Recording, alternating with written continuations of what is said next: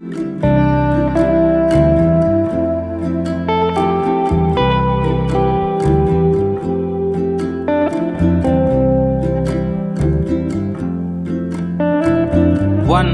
2 3 start. महोदय, मैं आपके यहाँ बहुत उत्सुकता के साथ इसलिए आया हूँ कि मैं अपनी आँखों से यह देख सकूं कि यहाँ क्या-क्या हो रहा है और क्या करने का विचार है। स्वागताध्यक्ष जी ने अपने भाषण में अभी दिग्दर्शन कराया कि यहाँ क्या तो आप करने जा रहे हैं, क्या-क्या सरकार की ओर से किया जा रहा है और किन चीजों की कमी है।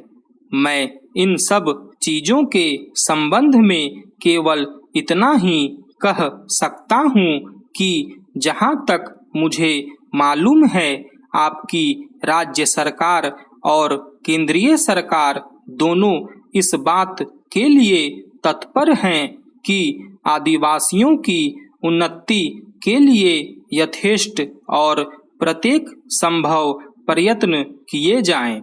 जिस समय भारत स्वतंत्र हुआ और हमको स्वतंत्र संविधान बनाने का अवसर मिला, तो हमने उस संविधान में इस बात का ध्यान रखा कि जो पिछड़े हुए लोग हैं उनको आगे बढ़ाना और दूसरों के समान स्तर पर ला देना हमारा पहला कर्तव्य है। इसीलिए संविधान में कुछ ऐसी विशेष धाराएं रखी गई जिनके अनुसार पिछड़े हुए लोगों को आगे बढ़ाने का भार हमारे ऊपर आया। पिछड़े हुए लोगों में 3 प्रकार के लोग हैं। कुछ लोग तो वे हैं जो अछूत माने जाते हैं।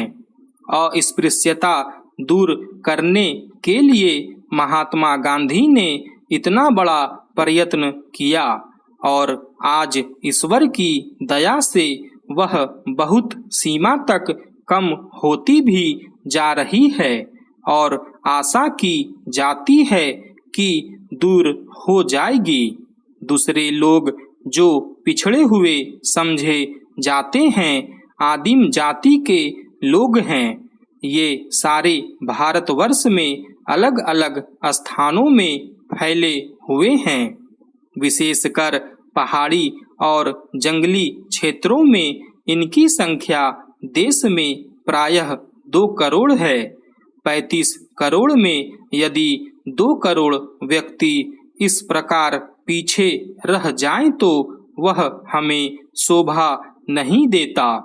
उनकी उन्नति करना हमारा परमावश्यक काम है। उनके अतिरिक्त कुछ वे लोग हैं जो इन दोनों से अलग, परंतु वे भी किसी कारणवश अन्य की तुलना में पीछे हैं। इन सबके लिए हमारे संविधान में अलग अलग व्यवस्था की गई है। जहाँ तक आदिवासियों का प्रश्न है, उनके लिए विधानमंडलों और संसद में स्थान सुरक्षित रखे गए हैं। इन स्थानों के लिए वे अपने प्रतिनिधि चुनते हैं जो वहां जाकर उनके सुख दुख को रख सकते हैं और वहां से उनकी भलाई के लिए कुछ करवा सकते हैं। आज दिल्ली में जो संसद है और सभी राज्यों में जो विधानमंडल है, उन सबके सदस्यों में आदिवासियों के प्रतिनिधि भी हैं और उनको वही अधिकार प्राप्त है जो और किसी दूसरे प्रतिनिधि को। इसके अतिरिक्त आदिवासियों के संबंध में, विशेषकर असम में जहां उनकी संख्या बहुत अधिक है और जो अन्य स्थानों के आदिवासियों से कुछ भिन्न भी है, उनको कुछ विशेष सुविधाएं दी गई हैं। अन्य स्थानों में जैसी यहाँ स्थिति है उस स्थिति के अनुसार प्रबंध करने के लिए मैं समझता हूँ कि आदेश दे दिए गए हैं।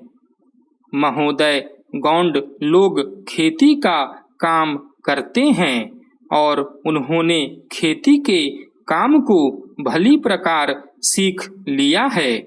बैगा जाति के लोग दूसरे प्रकार से खेती करते हैं। यह एक स्थान से दूसरे स्थानों को जाते रहते हैं। एक खेत में खेती करके उसकी फसल आदि को लेकर फिर उस खेत को जलाकर वे आगे बढ़ जाते हैं। इससे भूमि को बहुत हानि होती है, जंगल को भी हानि होती है। वे जितना परिश्रम करते हैं उसका उनको पूरा फल नहीं मिलता। सरकार ने उन लोगों को यह समझाने बुझाने का निश्चय किया है कि वे कहीं एक स्थान में रहकर खेती बाड़ी करें तो उनको थोड़ी सी भूमि से ही अधिक अन्न प्राप्त हो सकता है और वे अधिक सुख से रह सकते हैं। आज सारे देश में खेती की उन्नति के लिए जहाँ तहाँ पानी का अभाव है, वहाँ अधिक पानी पहुँचाने का प्रबंध किया जा रहा है। लोगों को गड्ढे खोदकर तथा उनमें कूड़ा कचरा आदि डालकर खाद तैयार करना सिखाया जा रहा है, जिससे खेती की उन्नति की जा सके। लोगों को अच्छे बीज देकर अधिक उत्पादन करने के लिए प्रोत्साहन दिया जा रहा है। यह सब कुछ आदिवासियों को भी बताया जा रहा है।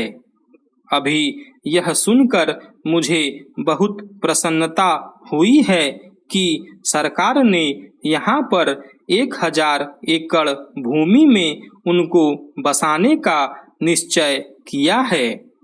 उनकी हर प्रकार से सहायता की जाएगी।